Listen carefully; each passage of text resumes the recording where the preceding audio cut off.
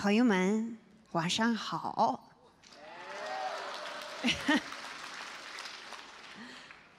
我今天晚上特别高兴，有机会给你们听一下我的音乐。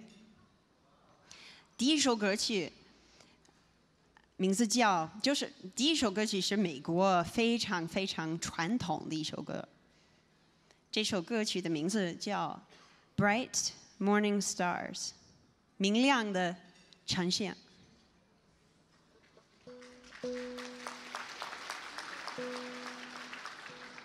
I haven't even sung yet. Bright morning stars are rising. Bright morning stars are rising.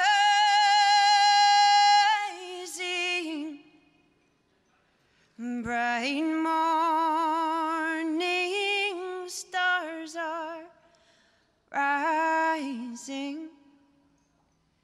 Day is a breaking in my soul.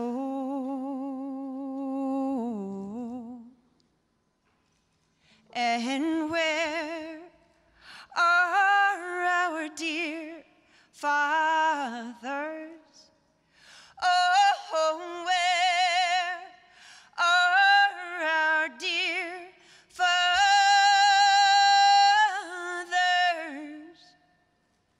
They've gone up to heaven a-shouting. Day is a-breaking in my soul.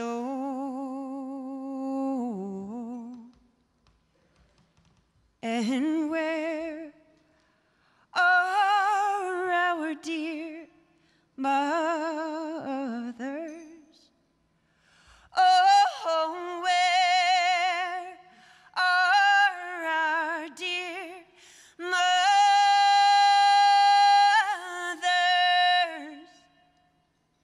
They've gone up to heaven a-shouting. Day is a-breaking in my soul.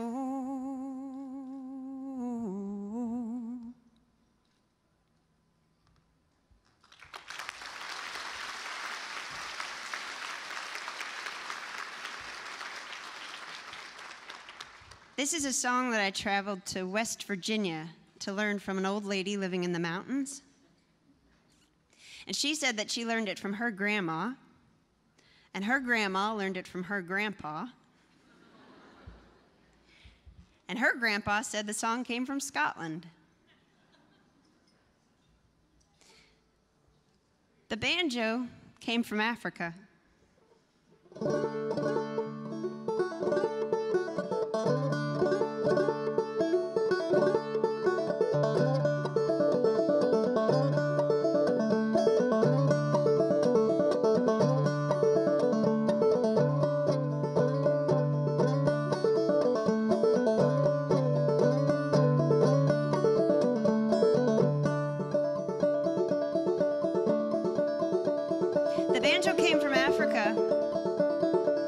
Slaves. You see, the slave traders figured out that if they piled a bunch of people on top of each other from West Africa, piled a bunch of slaves on top of each other and didn't feed them for weeks on end on their way to the New World, they'd die. But if they put a musician on board from their hometown playing the banjo, their hearts would literally continue to beat to the music and they'd live to the other side. America's traditional music is rooted in a bitter, bitter root. It comes from the people of Scotland and Ireland who were longing for a better place to live, a better home, escaping famine. And it came from Africa with the slaves who were forced into labor. They met up on the plantations of the South, and together they played for dances.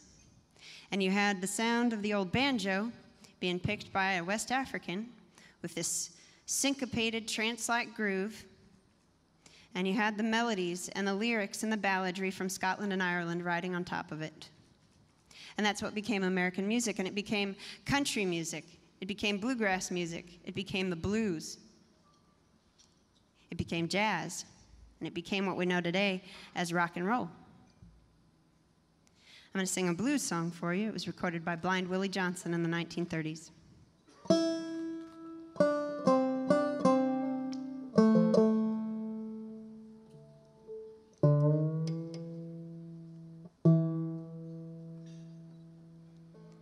Nobody's fault but mine. Nobody's fault but mine.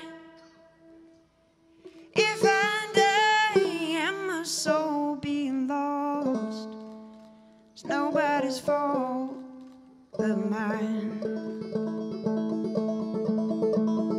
I had a mother who could pray. I had a mother who could pray. She prayed all day and into the night. I had a mother who could pray. Nobody's fault but mine. It's nobody's fault but mine. If I die and my soul be lost, nobody's fault but mine.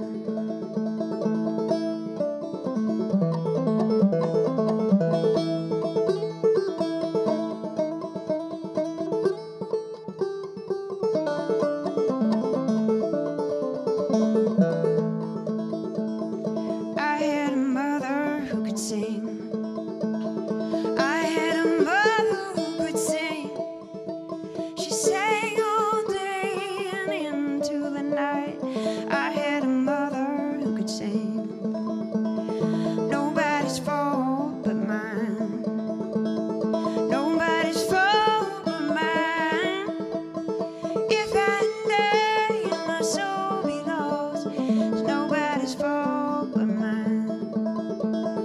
Nobody's fault but mine. Nobody's fault but mine. And if I die and my soul be lost, if I die and my soul be lost, if I die, nobody's fault but mine.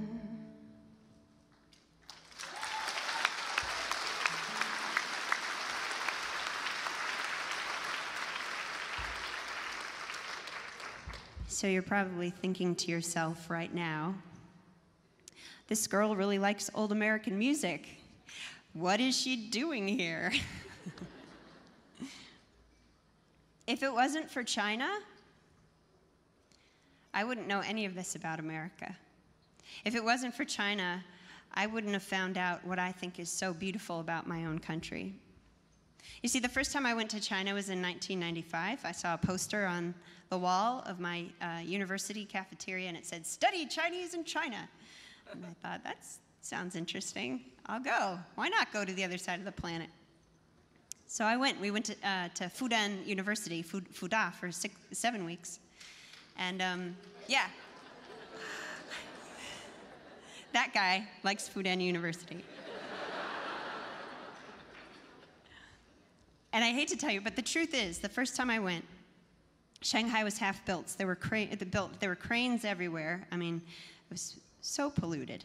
And my sinuses got filled with snot, and I felt terrible all the time. And I told my teachers, I said, the pollution's really getting to me. And they said, "Oh, no, you have allergies." And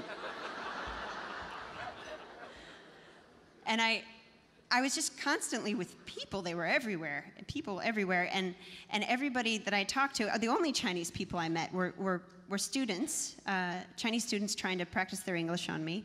Or you guys might have been one of them.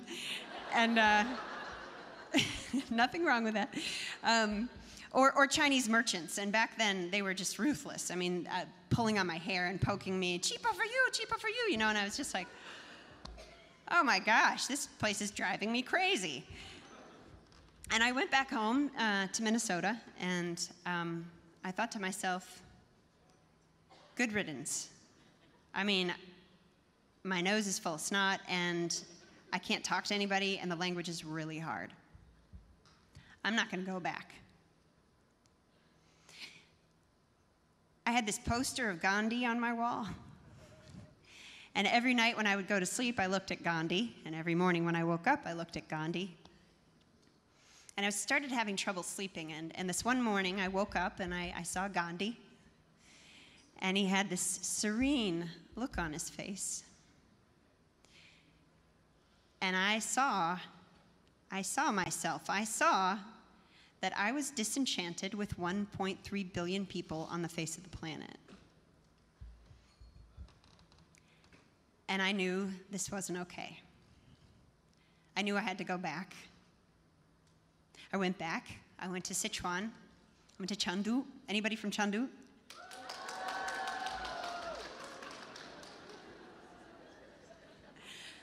Yeah, I love Chengdu. All right, Chengdu. And I was sitting on it was back when Chuanda used to be two separate campuses, and I was at the Keji Daxue. And I was sitting on the stoop of the dormitory, the foreign students' dormitory, and I was just watching people go back and forth, and it was early in my time in Sichuan. And this little lady scuttles by, and a little kerchief fell out of her pocket onto the floor. And I went and I got it, and I followed her, and I said, your kerchief. And she turned around and she said, oh, 谢谢. And I said, I don't speak Chinese yet. And she said in perfect English, it's no bother. She said, you come to my home and I will cook you dumplings and I will teach you Chinese. And so I did. I went to her house, and that's how I met Laowang, Wang Lao Shi, old lady Wang. And I went to her house, and 4 days a week I ended up going to her house, and she made me so fat, I can't even tell you. I literally gained 20 pounds. My dad is here to tell you it's true. And so I got fat, but I also learned so many amazing things from her. She told me all these stories. She shared poetry with me, songs like 跑马溜溜的山上，一朵溜溜的云哟，短短溜溜的照在康定溜溜的城哟，月亮弯弯，康定溜溜的城哟，月亮弯弯，康定溜溜的城哟。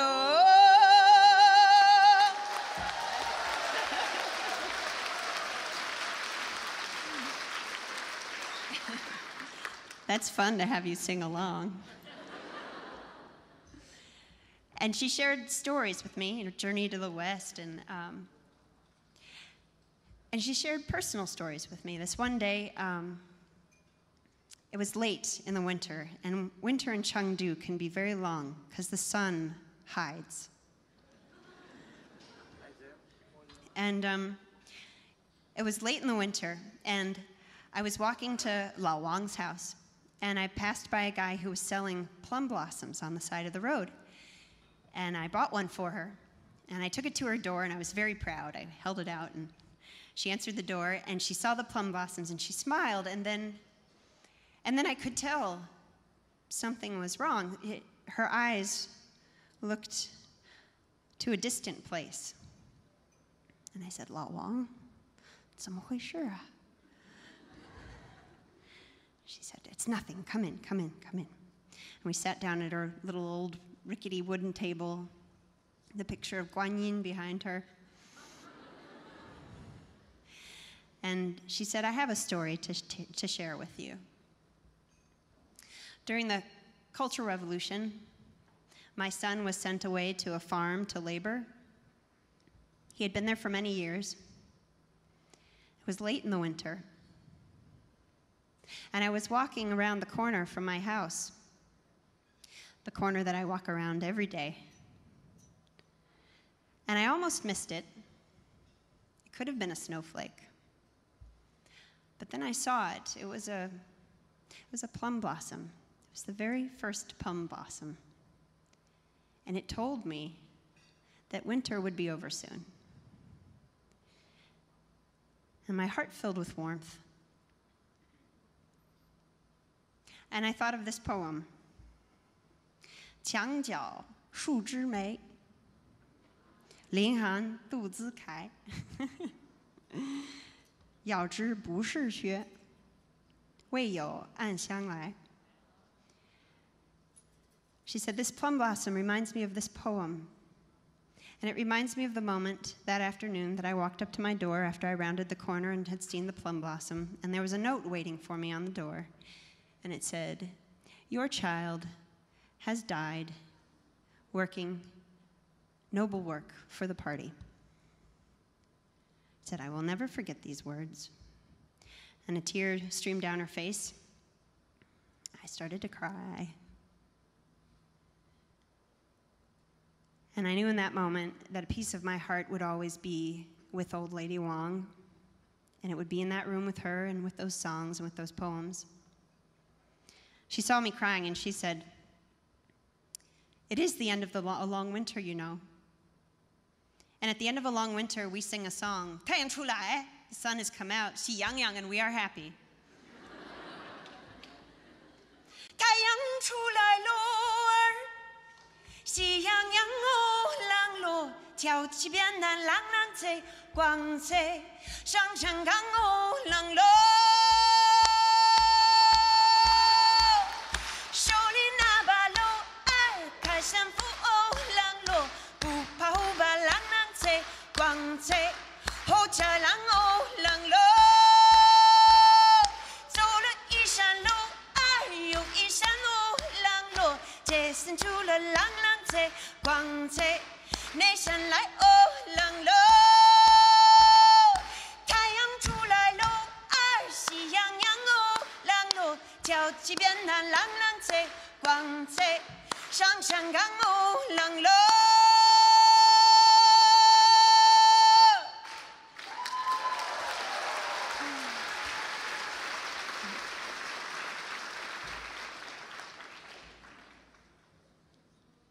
So I went home to the USA after that.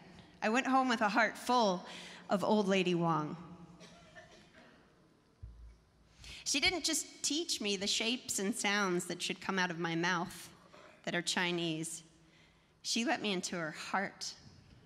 She let me see her world. She captured a piece of my heart in hers. I got home to Minneapolis, to the airport. My dad picked me up. And I got in the car, and something happened to me that I just never could have expected. I was driving down the road, and I was arriving at our old house, and we pulled into the driveway, and I realized there was nobody out there. The streets were empty.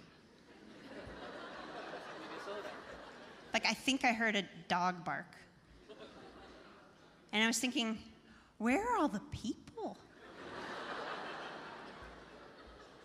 Where are all the smells, you know, the good ones and the bad ones? And where are the chickens cock-a-doodle-doodling? And where are the karaoke people, like, crooning all the time? And where is everyone?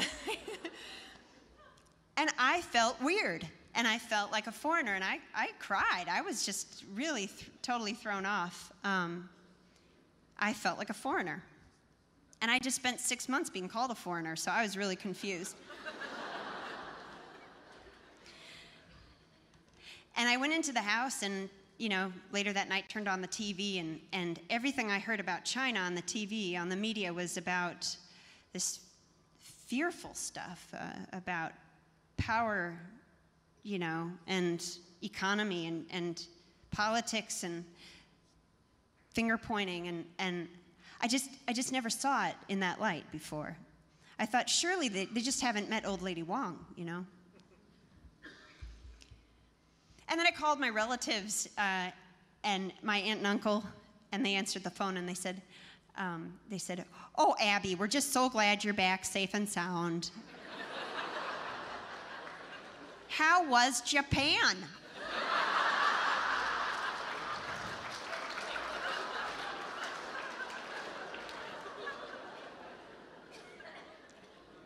They like literally didn't know the difference between Japan and China. I mean, they knew, but they didn't know.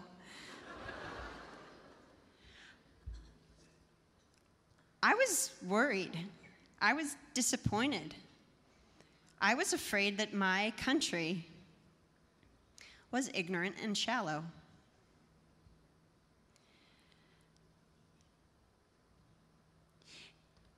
It took a few years, but I finally heard something one night. It was in a college dorm, and it was a sound coming out of the corner of the room off of a record player, and it was the sound of an old man singing a song, playing the banjo, and the banjo was rippling, and the song just sounded high and lonesome and soulful, and it was Doc Watson singing Shady Grove. Shady Grove, my little love, Shady Grove, my darling, Shady Grove, my little love, I'm going back to Harlan. And I was so moved by that sound, and I thought, I need to find out more about this. What is this? And I got a banjo, and I started reading about American traditional music, and I fell in love. I finally found something that I could be so proud of that was truly American. I finally felt proud that I was an American, and it was because of China.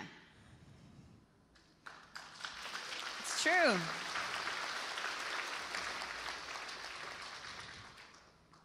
So the first song I ever wrote was in English, but the second song was in Chinese.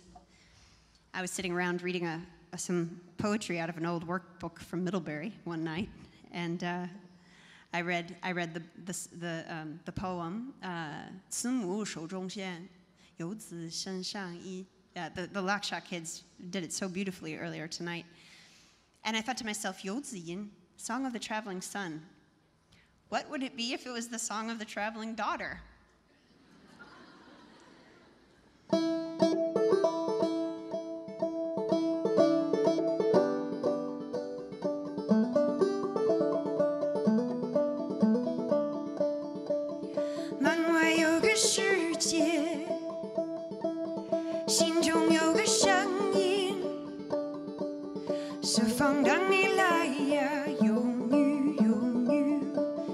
Outside your door, the world is waiting. 心中有个声音 inside your heart, a voice is calling. 四方等你来呀，有女有女. The four corners of the world are watching you, so go get it, girl. Travel, daughter, travel. And I'd written my song, the Song of the Traveling Daughter. And since that time, I've toured China probably 14, maybe 15 times. And I've collaborated with hundreds of musicians, Chinese musicians. And I've seen the power of music to transform. I've seen the power of music to change people's hearts and therefore change their minds. I'm going to share an example with you. I was on this tour of the Silk Road 2 years ago, and from Hohhot, Beijing, Hohhot, out to Urumqi. And we arrived in Lanzhou. Yeah! One guy.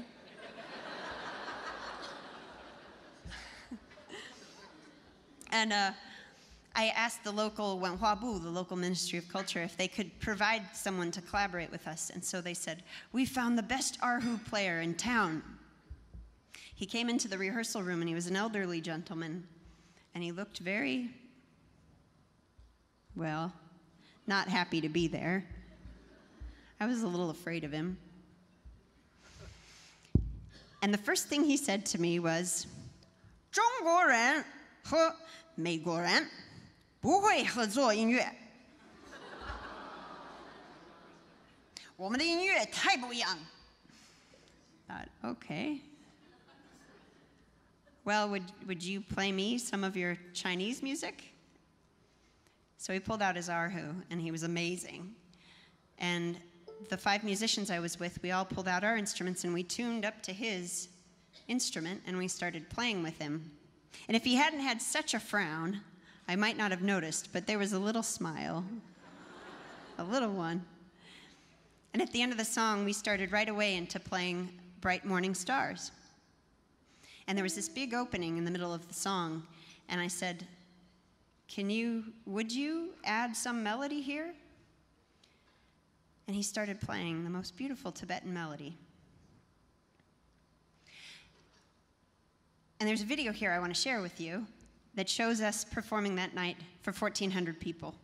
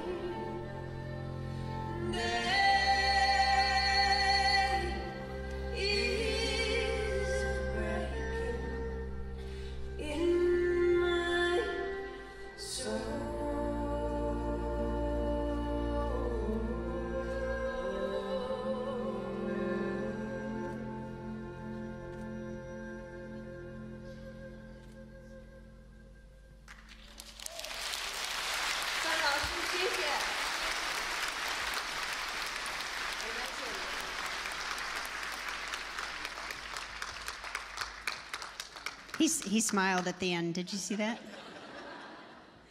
And after the performance, he came up to me and he said,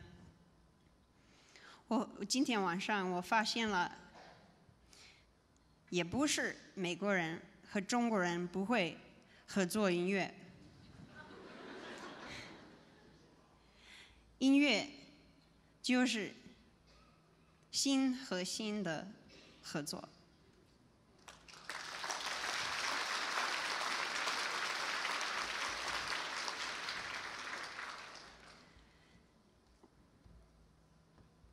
A few years ago, well, it was more than a few years ago now, luckily. It's further in the past, but there was the huge earthquake in Sichuan. And I was really concerned because that's where Old Lady Wong comes from. So I felt like I had to go back and I had to see how everyone was doing. And so I ended up playing all of these relocation schools where the young children were sent away from their homes so they can continue to be educated and live in a safe place. The kids had been taken away from their families at a very, very intense, emotional time. And so my friends who worked with an organization called Sichuan Quake Relief asked me if I'd come play music for the kids and give them some distraction. So I did. I went around to a bunch of the schools all over Sichuan. And I learned something I didn't expect, which was if I was going to play music for the kids, they were going to come up after the show and sing for me for like hours. So I sat there and I just listened to lines and lines of kids sing me their favorite songs. And I knew right away that this was really an important thing. It was an important thing that they were singing in the midst of this struggle. And so I thought, I gotta do something. I gotta make a record with these kids. And you know, I love really stripped down, you know, super navel-gazing folk music, but not everybody does. And those kids especially love music that's like pop music with beats, you know, like unts, unts, unts, unts, unts, unts, unts, unts, you know. And I don't do that. So I found a friend of mine who I'd met recently named Dave Liang with the Shanghai Restoration Project. And in February, I said, hey, do you want to go to China with me in April? And we'll make a record with kids that are in relocation schools and try to make money by selling it here in the States to send money back. And he said, absolutely. So we both went over, and we ended up meeting the most amazing kids. And we made a record with their voices and set it to beats. And I want to share one video with you of one of the children. His name's Chen Honglin, and he comes up from high in the mountains in Sichuan, in Wenchuan. And when we came to him, we said, what's your song? He said, I have a song that I want to sing for my mom. And I want her to hear it so that she knows that I think of her all the time. I miss her so much. And he started singing a song. And we were so moved that the next day we said, do you mind if we try to go find your mom and play this song for her? And he said, it's very hard to get to my house. And I said, we'll try. And we drove 6 hours up into the mountains, and the next day we found his mother. And what we discovered was his mother and his grandfather and his father and his whole family were rebuilding their home at that moment. So we took the sounds of their rebuilding and created the beats for the song. And he sang on top of it to his family, soon to return to that home. And this is a video clip of that experience.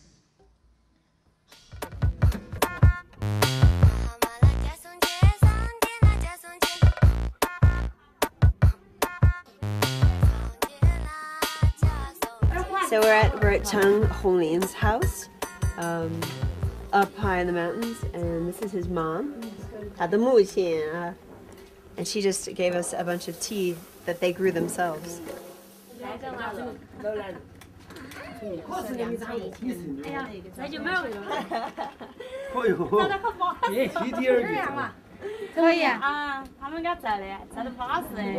I opened up the laptop and played his song for his mom and the whole family. 漂泊异乡的游子，牵连着妈妈。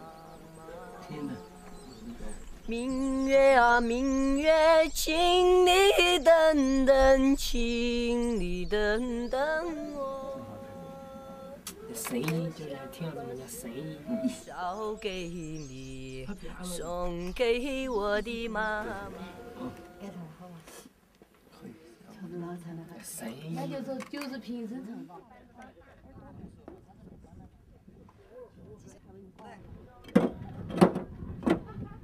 After we listened to the song, his mom went right back to work, rebuilding their house.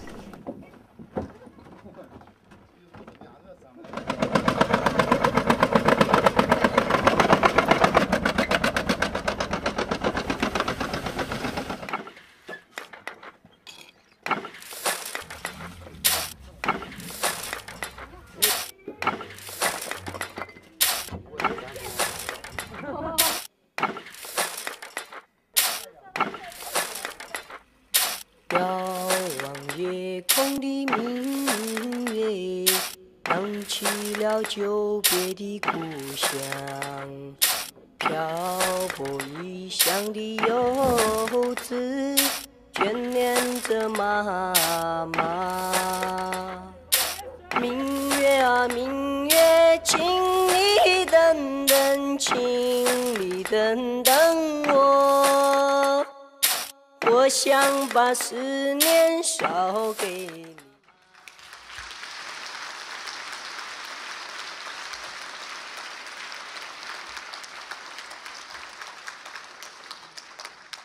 It's a tremendous honor to get to stand up here and actually take your time and be in front of your eyes and share this music and my story.